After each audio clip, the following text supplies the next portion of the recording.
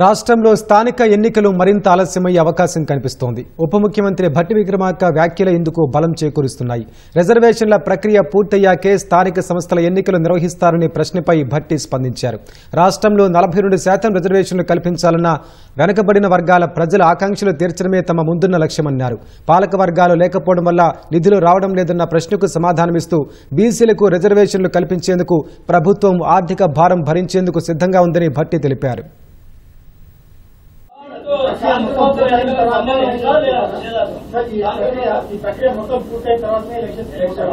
జనాభాలో 56% పైబడి ఉన్నటువంటి ప్రజల కోరికే బలమైనది. వాళ్ళకి న్యాయం చేయటమే మన ముందు ఉన్నటువంటి లక్ష్యం. దానికి చట్టబద్ధత కల్పించడం కోసం మేము చేయాల్సిన ప్రయత్నాలన్నీ చేస్తాం. తప్పనిసరిగా విజయం సాధిస్తామనే నమ్మకం కూడా మాకుంది. వాళ్ళు పదే పదే చెప్తా ఉన్నారు కూడా, మా రిజర్వేషన్ తేల్చండి ముందు అని. రిజర్వేషన్ తేల్చి వాళ్ళకి న్యాయం చేయాలనేదే మా ఆలోచన.